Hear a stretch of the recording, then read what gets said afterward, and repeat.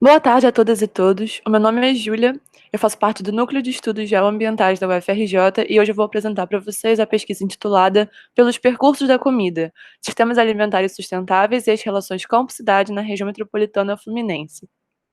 desenvolvida por mim e pela minha colega Tainá Ribeiro, orientandas da professora Eve Biller no Departamento de Geografia.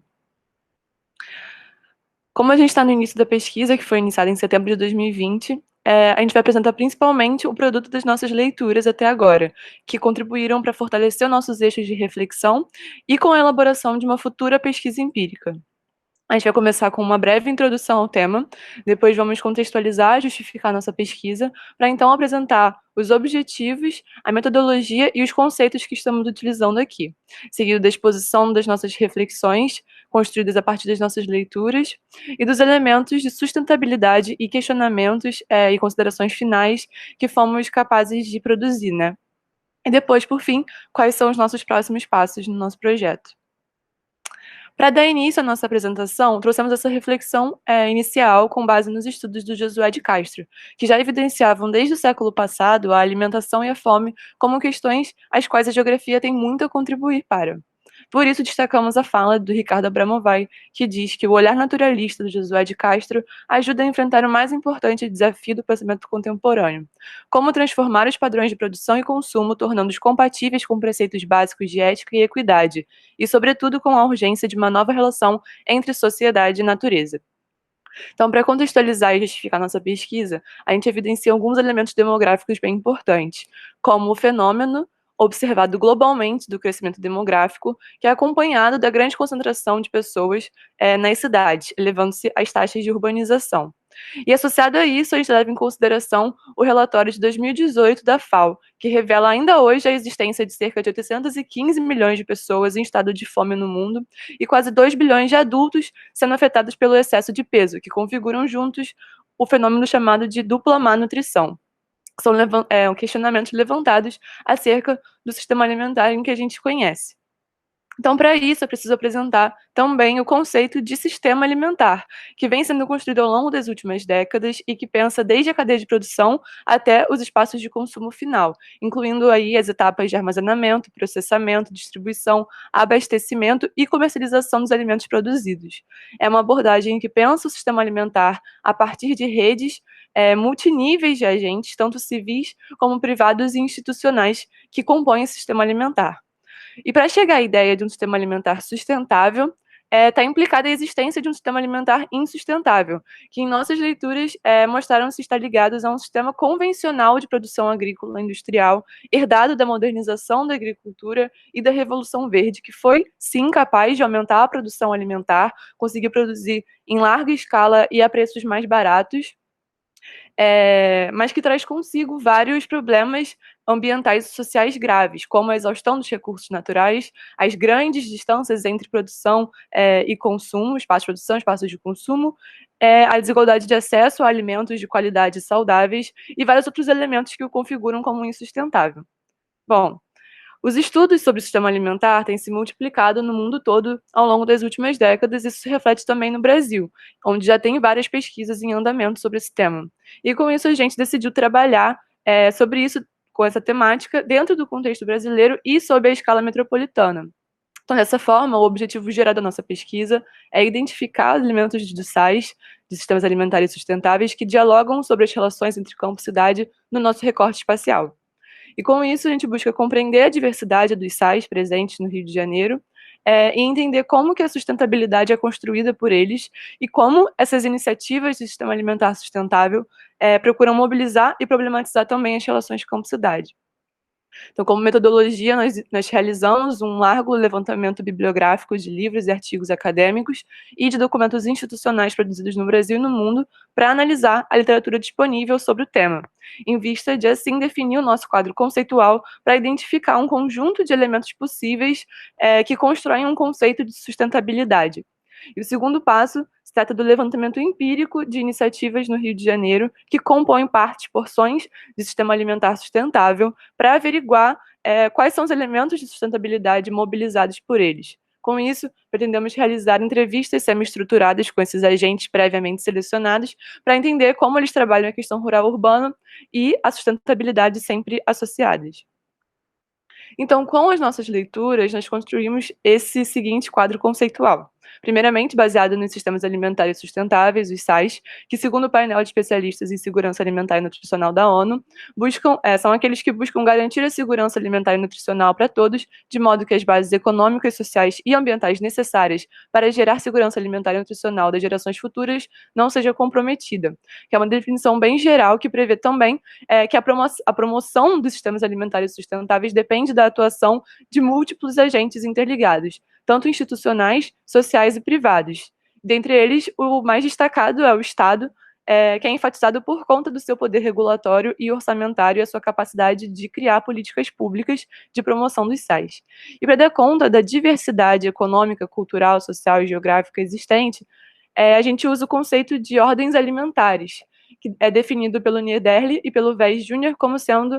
arranjos de regras, hábitos, valores, identidades, significados e artefatos associados a modos específicos de produzir, distribuir, vender, comprar, preparar e também comer. E assim como nos sistemas alimentares, as ordens alimentares também podem ser consideradas como mais sustentáveis ou menos. E um exemplo de uma ordem mais sustentável, de acordo com esses autores, seria a ordem cívica, que é uma categorização atrelada a circuitos curtos, agroecologia e alimentos mais saudáveis, por exemplo.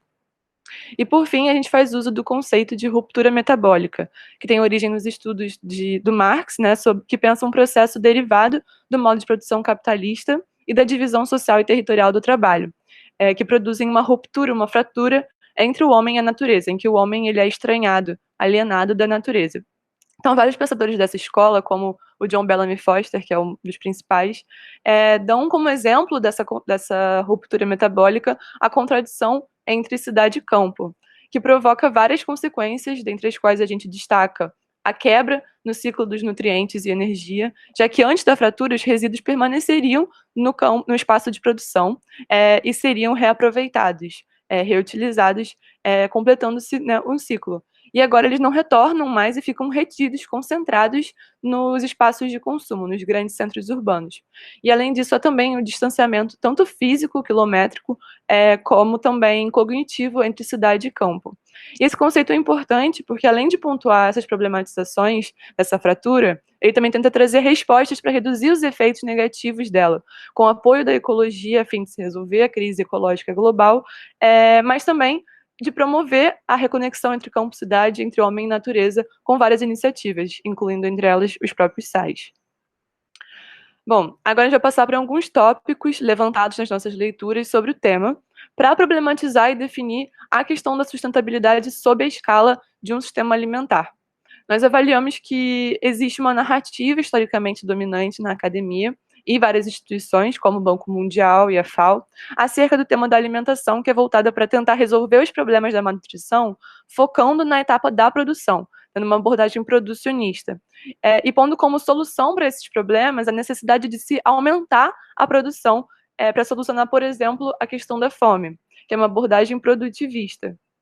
Mas, em contrapartida, a abordagem dos SAIs, ela permite se debruçar sobre outras etapas dessa cadeia produtiva para pensar a sustentabilidade nos sistemas alimentares, colocando, por exemplo, o abastecimento e o acesso a alimentos de qualidade no centro da discussão. E, com isso, a logística que torna possível o abastecimento alimentar passa a ser levada em consideração e a se pensar, por exemplo, como um elemento fundamental de sustentabilidade, o desperdício, de alimentos que ocorre em todas as etapas, né? Por exemplo, no transporte dos alimentos. Outra questão levantada é de como o modelo social e econômico da produção está relacionado a aspectos de sustentabilidade, assim como os modos de comercialização e a logística, que incidem todos sobre a distância percorrida dos alimentos, sobre a remuneração do produtor, sobre o seu acesso aos mercados e a conexão entre campo e cidade. Então, estudiosos como Walter Belick e Ottavio Cunha apontam a crise dos pequenos produtores, principalmente da agricultura familiar, no centro disso também, já que, principalmente no Brasil, apesar desses produtores serem responsáveis pela produção da maior parte dos alimentos consumidos no mercado doméstico, eles sequer conseguem obter uma renda acima de um salário mínimo mensal com a sua produção. E aí, com isso, eles acabam não conseguindo se inserir nas cadeias de comercialização e arcar com os custos, a competitividade e os riscos que o modelo convencional exige deles. E aí, com isso, a gente tem uma ascensão do protagonismo do agronegócio e dos oligopólios varejistas, como os supermercados, por exemplo, controlando as etapas nessa cadeia. Todos esses elementos, eles estão interligados, eles se influenciam. Então, daí o interesse da gente pensar em termos de sistemas alimentares sustentáveis. Então, com isso, nós produzimos um conjunto de elementos de sustentabilidade com base nessa análise bibliográfica, que são aqueles que nós identificaremos nas iniciativas presentes na região metropolitana serem selecionadas. Então, por exemplo, tem as iniciativas que procuram promover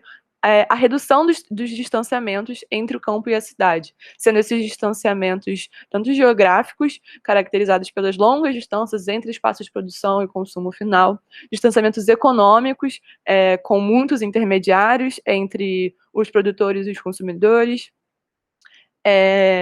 os distanciamentos cognitivos, né, em que a agricultura urbana e periurbana e as hortas urbanas funcionam como formas de aproximação entre esses dois espaços, apesar de não resolverem um problema ecológico, a ruptura metabólica como um todo. As iniciativas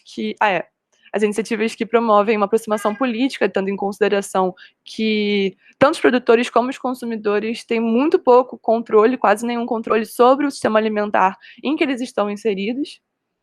As iniciativas que promovem uma nutrição adequada, pensando em termos de segurança alimentar e nutricional, e de alimentos minimamente processados e frescos. As iniciativas que promovem a conservação dos recursos naturais, então aqui a gente tem iniciativas que promovem a reciclagem, a transformação, a reutilização de resíduos, procurando sempre reverter a quebra no ciclo dos nutrientes, então trazer de volta esses nutrientes para os espaços de produção, pensando na questão dos solos, por exemplo, e as iniciativas que promovem também a justiça social na produção, que não pode deixar de ser pensada. E, por fim, a gente faz alguns questionamentos a fim de manter um olhar analítico, né, pouco normativo, sobre esses elementos levantados. Então, o primeiro é a contestação muito difundida, da ideia muito difundida do local como sinônimo de justo e sustentável,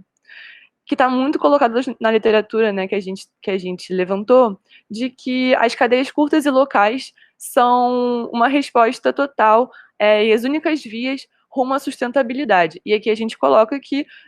elas não são necessariamente sinônimos disso. Então, é possível pensar, né, em uma produção local que faz um uso muito intensivo da natureza, exaurindo os recursos, ou que faz muito uso de agroquímicos, ou que não é capaz de produzir com diversidade artigos alimentares e, por isso, se torna também insustentável. Então, o próprio Josué de Castro, que nos ajudou no início da apresentação, já questionava quais seriam as capacidades de cada região no Brasil quanto ao seu autoabastecimento. E os outros questionamentos aqui são uma reflexão de a partir de que momento um sistema alimentar pode ser considerado sustentável. Se é quando ele apresenta um desses elementos, quando ele apresenta todos esses elementos ou uma parcela deles. E nós entendemos que para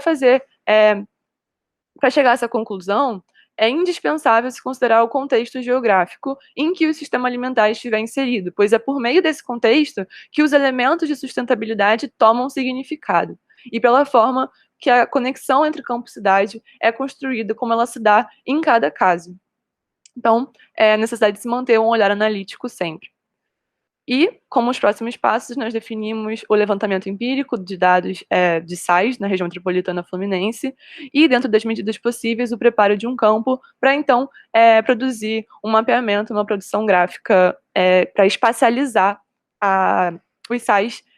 no nosso recorte espacial, tendo em consideração uma ponta, né, a outra, da produção até o consumo final, mesmo que alguns elementos fiquem fora desse recorte espacial, se sobreponham a ele. Então, por fim, aqui tem nossa bibliografia, com a fonte das imagens. E é isso. Espero que tenham gostado.